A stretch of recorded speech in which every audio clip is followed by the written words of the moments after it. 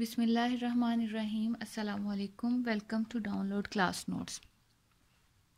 इससे पहले कि हम अपनी क्लास को शुरू करें, क्लास शुरू करने से पहले मेरी आपसे रिक्वेस्ट है कि आप हमारे चैनल को यूट्यूब और फेसबुक पर लाइक और सब्सक्राइब कर लें ताकि मज़ीद नई वीडियोस और लेक्चर्स आप तक पहुंचते रहें। आज हमने जो एक्सरसाइज शुरू करनी है वो है एक्सरसाइज, चैप्टर नंबर है हमारा 1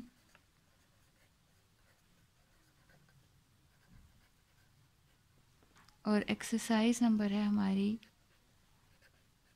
1.1। ये चैप्टर, पहले थोड़ा सा मैं आपको इसका इंट्रो दे दूं कि इस चैप्टर में हम मैट्रिसेस के बारे में पढ़ेंगे, मैट्रिक्स एंड डिटर्मिनेंट्स।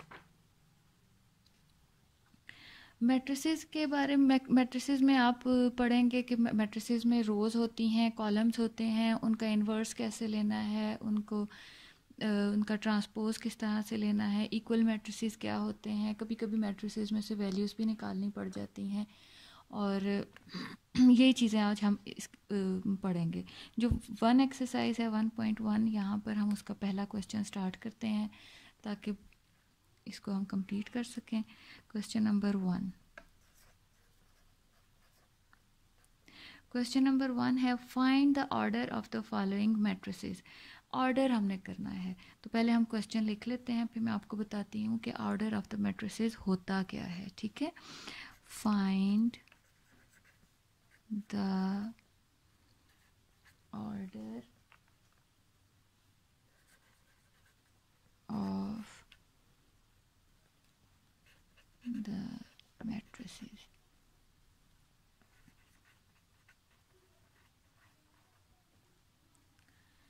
नंबर 1 ए। सबसे पहले उन्होंने हमें दिया हुआ है ए पार्ट। उसका ए पार्ट है हमारे पास 2, 3, -5 और 6।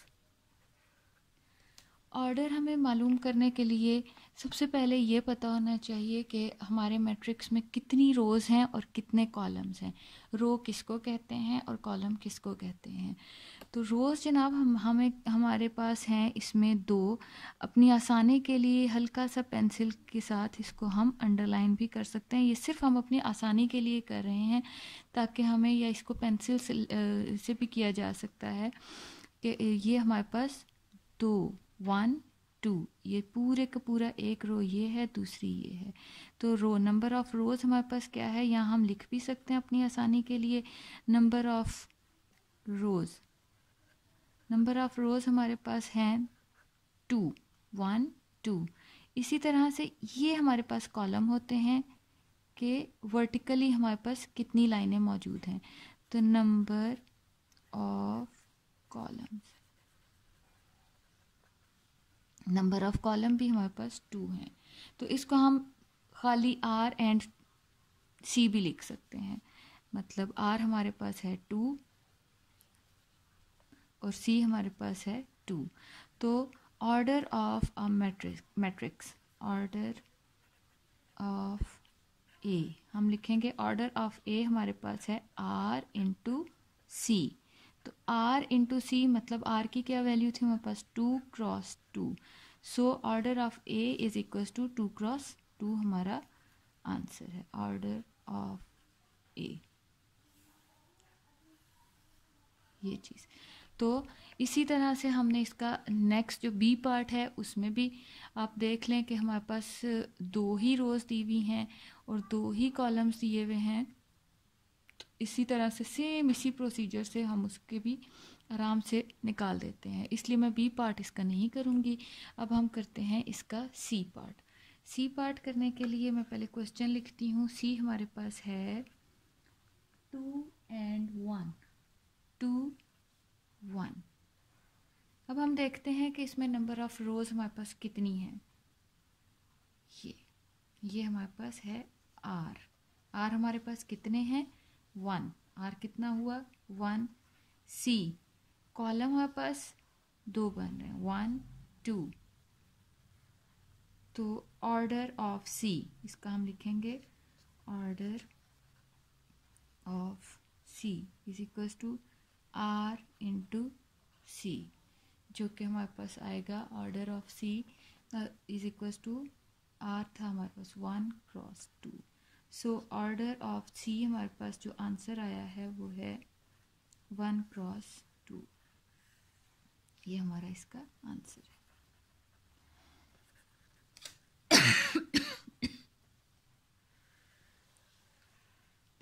इसी तरह से हमारे पास नेक्स्ट है डी।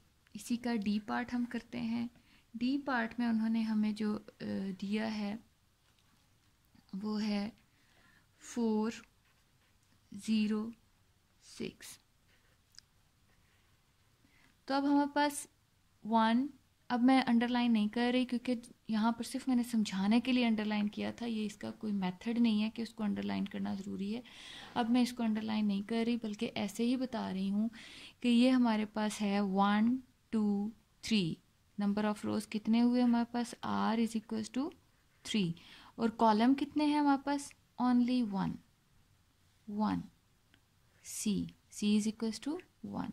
तो ऑर्डर ऑफ डी हमने आंसर बनाना है। ऑर्डर ऑफ डी मतलब matrix D is equal to R cross C. तो हमारे पास आर क्रॉस सी जो है वो हो जाएगा 3 क्रॉस 1। ऑर्डर ऑफ डी हमारे पास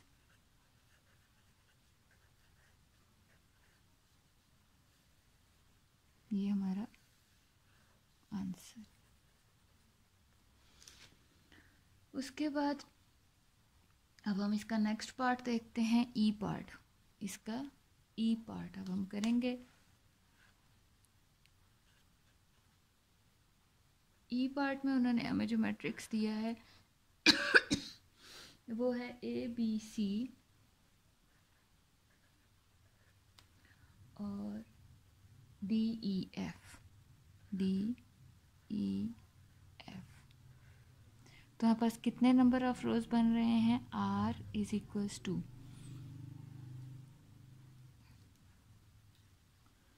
1 2 3। इसमें हमारे पास नंबर ऑफ रोज हैं 3 और कॉलम्स हमारे पास 1 2। कॉलम हमारे पास हैं 2। तो order of E is equals to 3। पहले तो हम आर क्रॉस सी लिखेंगे और 3 क्रॉस 2 हमारा आंसर हो जाएगा। Order of E.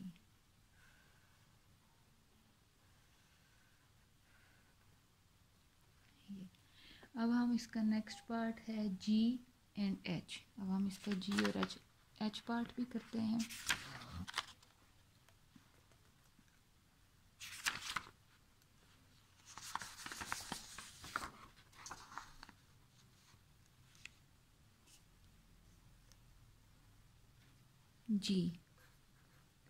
Ji part में हमें उन्होंने कहा है क्या है, हमारे पास जो मैट्रिक्स है वो है 2 3 0। रो वाइज लिख रही हूँ 2 3 0 1 2 3 1 2 3 2 4 5 2 4 5। अब इसमें हमारे पास नंबर ऑफ रोज हैं 1 2 3। बिल्कुल इसी तरह से कॉलम्स हैं 1 2 3। रोज भी हमारे पास 3, कॉलम्स भी हमारे पास 3। तो अब हम इसका ऑर्डर ऑफ जी लिख लेते हैं। Order of G. Order of G मतलब R cross C rows into column 3 cross 3। Order of ji.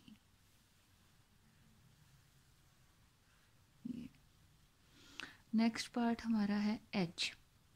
H part हमारा जी पार्ट से मिलता जुलता है।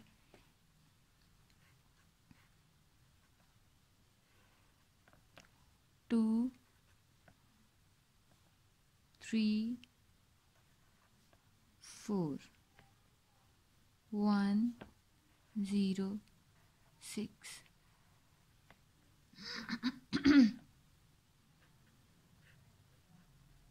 अब हम पहले इसके रोज़ और फिर हम इसके कॉलम्स लिखते हैं।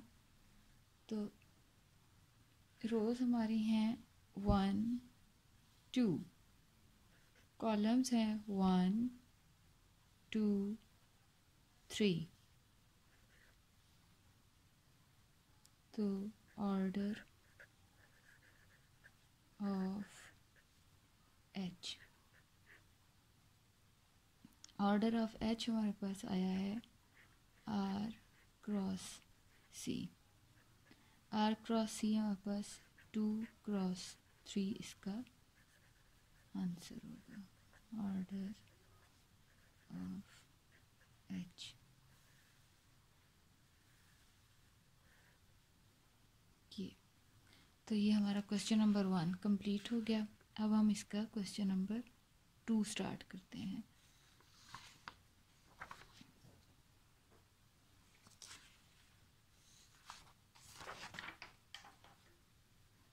क्वेश्चन नंबर 2 मैंने पहले से ही लिख के रखा हुआ है।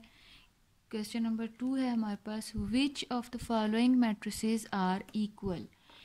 पहले तो हमें इक्वल का पता होना चाहिए कि इक्वल मैट्रिक्स होते क्या हैं।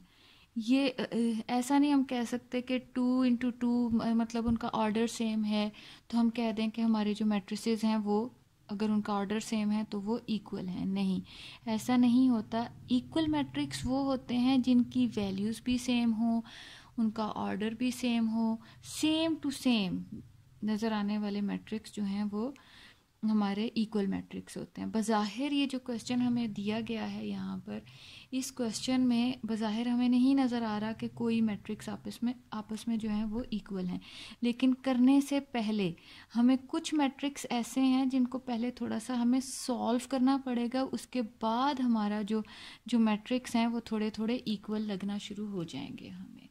तो पहले हम उनको सॉल्व कर लेते हैं ताकि उसके बाद हम देख सकें कि कौन कौन से मैट्रिक्स जो हैं वो आपस में इक्वल हैं। इस क्वेश्चन को बुक पर भी सॉल्व किया जा सकता है इजीली, लेकिन मैं बुक को गंदा नहीं करना चाह रही थी और ताकि स्टूडेंट्स को भी सोल्यूशन बनाने की आदत पड़ जाए, आदत डले। जो चीज़ सॉल्व करके समझ में आती है वो बुक गंदी करके समझ में नहीं आती। तो यहाँ पर हम लोग ये 5 - 2 है, ये 5 और -2 अलग-अलग नहीं है। 5 - 2 ये सी मैट्रिक्स है, इसको सॉल्व करना पड़ेगा। 5 में से 2 माइनस होंगे तो हमारे पास आ जाएगा 3। ये 1 × 1 हमारे पास मैट्रिक्स है तो सी की वैल्यू है 3। इस मैट्रिक्स में सिर्फ 3 है। उसके बाद सॉल्यूशन वाला अगला मैट्रिक्स इस पूरे उसमें हमारे पास है ये जी पार्ट को हमें थोड़ा सा सॉल्व करना पड़ेगा, जो कि बन जाएगा 3 - 1 = 2, 3 + 3 6। ये मैट्रिक्स हमारे पास बना है 2 और 6। आई मैट्रिक्स भी थोड़ा सा सॉल्व करना पड़ेगा और सॉल्व करने के लिए फर्स्ट वैल्यू इसकी 3 ही रहेगी। 3 + 2 नेक्स्ट वैल्यू हमारे पास हो जाएगी 5। ये मैट्रिक्स हमारे पास बन गया। उसके बाद हम आ जाते हैं इस तरफ, यहाँ पर जे मैट्रिक्स जो है वो भी थोड़ा सा सॉल्व करना पड़ेगा हमें, जो कि बन जाएगा 2 + 2 4, 2 + 4 6, 2 - 2 0, 2 + 0 2। अब हमारे सारे मैट्रिक्स आपस में सॉल्व भी हो चुके हैं और अब हमें काफ़ी सारे जो मैट्रिक्स हैं वो सेम नज़र आना शुरू हो गए हैं। ए की वैल्यू हमारे पास एक ए मैट्रिक्स जो है वो हमारा 3 है और 3 से मिलता जुलता सारे मैट्रिसेस में मिलता जुलता इससे जो है वो मैट्रिक्स है सी। ए की वैल्यू भी 3 है और सी की वैल्यू भी 3 है। सो हम यहाँ पर लिख सकते हैं, यहाँ हम लिखेंगे सोल्यूशन। तो यहाँ हम लिखते हैं कि हमारा ए मैट्रिक्स जो है वो इक्वल टू सी है। ए मैट्रिक्स सी के इक्वल आया है। उसके बाद बी मैट्रिक्स हमारे पास है 3 और 5।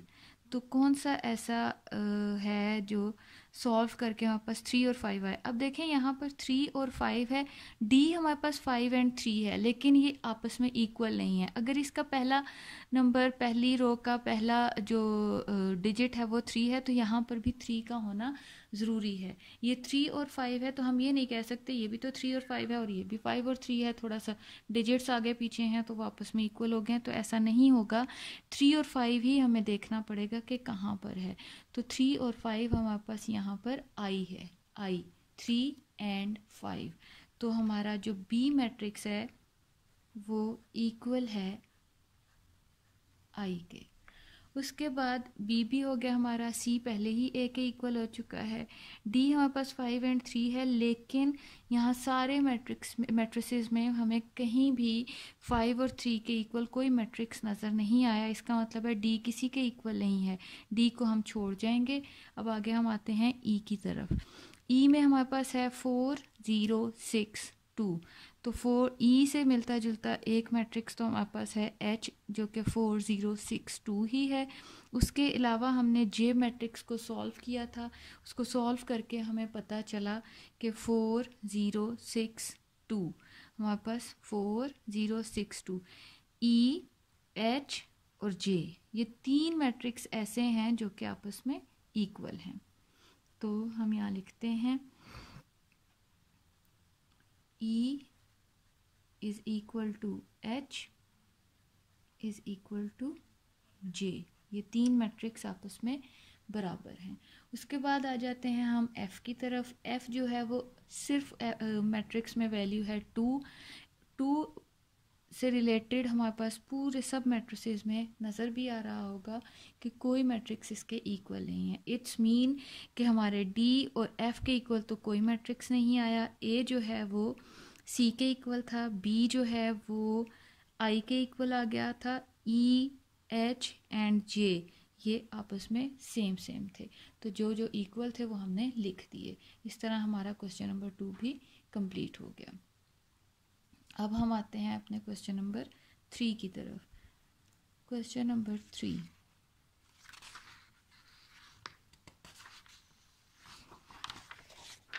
क्वेश्चन नंबर 3 हम लिख लेते हैं। पहले क्या है हमारा question number 3, find the value of A B C and D which satisfy the matrix equation. तो पहले हम क्वेश्चन लिख लेते हैं, उसके बाद सॉल्व करना शुरू करते हैं। क्वेश्चन नंबर 3, क्वेश्चन नंबर 3 है find the value of A, B, C and D which satisfy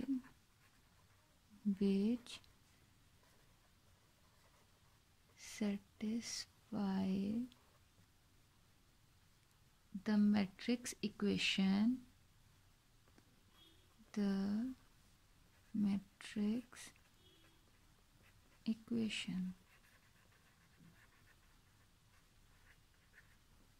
matrix जो हमें दिए हुए हैं वो हैं A plus C minus 1, A plus 2B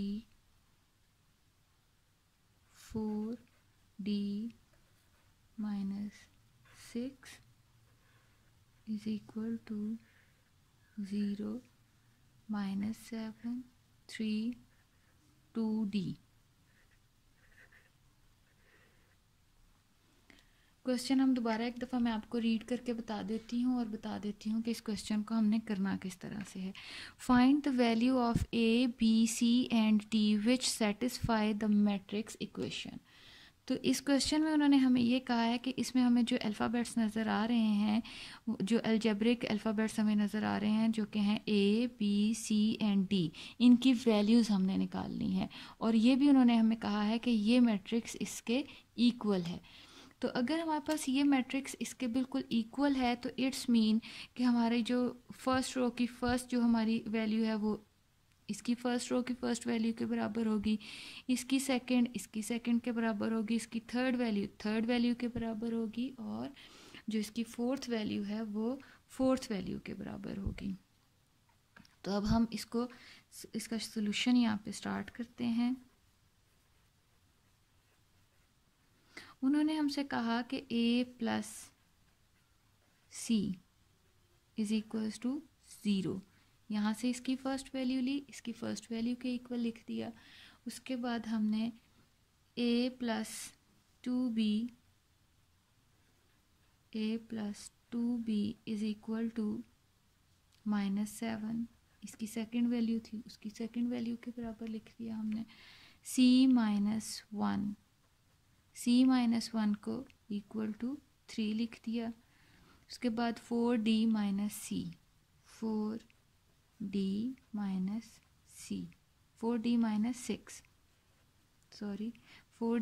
6 is equal to 2d।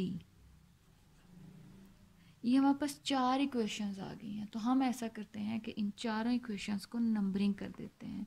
इन चारों इक्वेशंस की जब नंबरिंग हो जाएगी तो ये हमारे पास हो जाएगा इक्वेशन 1, इक्वेशन 2, इक्वेशन 3 और इक्वेशन 4। अब हम इसको सॉल्व करते हैं इन इक्वेशंस को।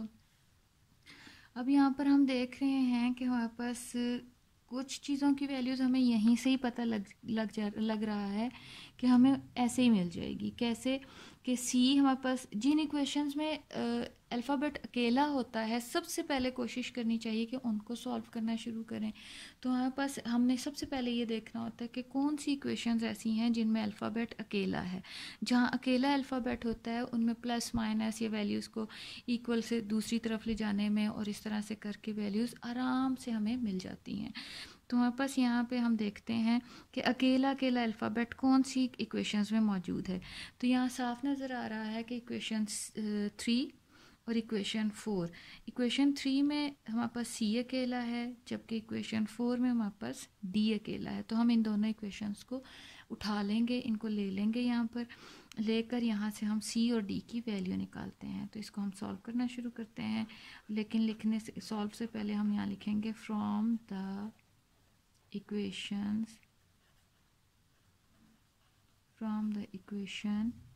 3 and 4। 3 और 4 से पहले हमने इसको मतलब फ्रॉम द इक्वेशन 3 and 4, 3 और 4 से हमने वैल्यूज़ निकालनी है। यहाँ हम लिखेंगे equation 3 c minus 1 is equal to 3। तो c minus 1 is equal to 3 है, तो हम यहाँ क्या करेंगे, c को इधर ही रहने देंगे क्योंकि हमें c की वैल्यू चाहिए, उसको इक्वल के एक तरफ रहने देंगे। c के साथ जो चीज़ें एक्स्ट्रा हैं, जो इधर प्लस हो रही हैं, वो दूसरी तरफ माइनस हो जाएंगी जाकर। इतना तो आप लोगों को पता ही होगा सब स्टूडेंट्स को। जो यहाँ प्लस हो रही है वो माइनस हो जाएगी, माइनस हो रही है तो दूसरी तरफ जाके प्लस हो जाएगी। अगर c से कुछ मल्टीप्लाई हो रहा होता तो वो दूसरी तरफ जाकर डिवाइड हो जाता, और अगर कोई चीज़ यहाँ पर डिवाइड हो रही है तो वो दूसरी तरफ जाकर मल्टीप्लाई हो जाएगी। तो अब हमारे पास c minus 1 is equal to 3 था, तो -1 को हमने चूक के दूसरी तरफ लेकर जाना है, तो 3 माइनस 1 जो है वो दूसरी तरफ जाकर +1 हो जाएगा। तो c is equal to 4। c is equal to 4। c की वैल्यू हमें बड़े आराम से मिल गई है यहाँ पर। अब हम यहाँ से दूसरी जो इक्वेशन थी वो क्या थी, 4d minus 6 is equal to 2d। अब हम क्या करेंगे, d दो जगह पर मौजूद है तो हम दोनों जगहों से एक जगह पर d को इकट्ठा कर लेंगे, ताकि उसको सॉल्व करके उसको प्लस माइनस जो भी वो हो रहा है उसको करके तो d को सिंगल कर दें। तो 4d 2d वहाँ प्लस हो रहा है तो दूसरी तरफ लाकर हम उसको माइनस कर देंगे। 4d minus 2d is equal to, ये -6 को भी हम दूसरी तरफ लेकर जाएंगे क्योंकि इक्वेशन के दूसरी तरफ हमने d सिर्फ रहने देना है ताकि d की वैल्यू निकाल सकें। तो 6 यहाँ पर माइनस हो रहा है तो दूसरी तरफ जाकर प्लस हो जाएगा। 4d से 2d माइनस होगा तो वो हमारे पास हो जाएगा 2d इज इक्वल टू 6। यहाँ पर अब 2d इज इक्वल टू 6 हो गया है हमारे पास। d is equal to 6/2। 2 इसकी यहाँ पे कैंसिलेशन के बाद 2 3 6 हो जाएगा और d की वैल्यू हमारे पास d इज इक्वल टू 3। अब हमारे पास यहाँ पर c की भी वैल्यू आ गई और c के बाद हमारे पास d की भी वैल्यू आ गई जो कि 3 है। अब हम क्या करेंगे, यहाँ पे c और d की जो हमें वैल्यूज़ मिल गई हैं वहाँ से हम क्या करेंगे कि इन दो वैल्यूज़ को बाकी जो दो इक्वेशंस हैं उनमें पुट करके a और b की जो वैल्यू हमारे पास रह गई हैं वो भी निकालने की कोशिश करते हैं। तो अब हम यहाँ पे करेंगे क्या कि फ्रॉम इक्वेशन ये पुटिंग द वैल्यू c की वैल्यू अब हम पुट करते हैं यहाँ पे इक्वेशन 1 में। इक्वेशन 1 में जब हम पुट करेंगे c की वैल्यू तो आराम से हमारे पास a की वैल्यू आ जाएगी। तो कैसे इसको हम करेंगे, putting the value of c in equation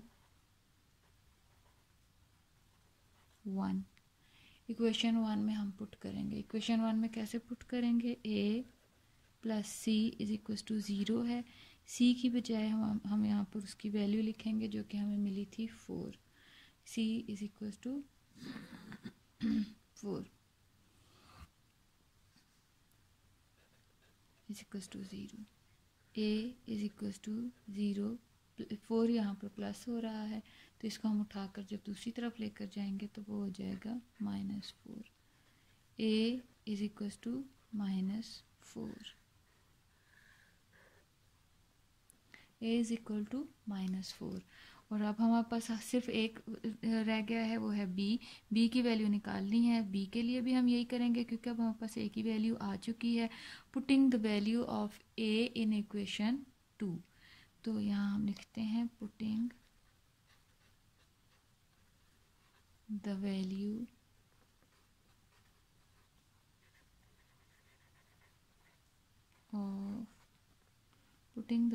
of a in equation 2,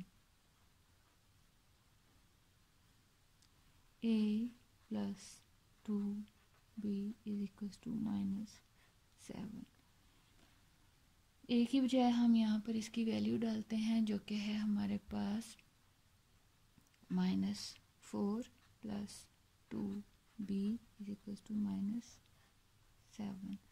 2b हमारे पास यहीं रहेगा, -4 यहाँ माइनस हो रहा है, जब हम इसको दूसरी तरफ लेकर जाएंगे तो ये हो जाएगा +4, -7 प्लस 4 -3। मैंने आपको पहले भी कहा था जो चीज़ें दूसरी एक तरफ मल्टीप्लाई हो रही होंगी वो दूसरी तरफ जाकर डिवाइड हो जाएंगी। अब हमें साफ पता लग रहा है, साफ नज़र आ रहा है कि b के साथ 2 मल्टीप्लाई हो रहा है, तो जब हम इसको दूसरी तरफ लेकर जाएंगे तो ये हो जाएगा -3/2। तो हमारे पास a की वैल्यू भी आ गई, b की वैल्यू भी आ गई, c की वैल्यू भी आ गई और d की वैल्यू भी आ गई। यही हमारे आंसर हैं। a is equal to -4, b is equal to -3/2, c is equal to 4, d is equal to 3। ये हमारा क्वेश्चन नंबर 3 भी हो गया। इस तरह हमारी एक्सरसाइज नंबर 1.1 पूरी की पूरी हमने आज सॉल्व कर ली।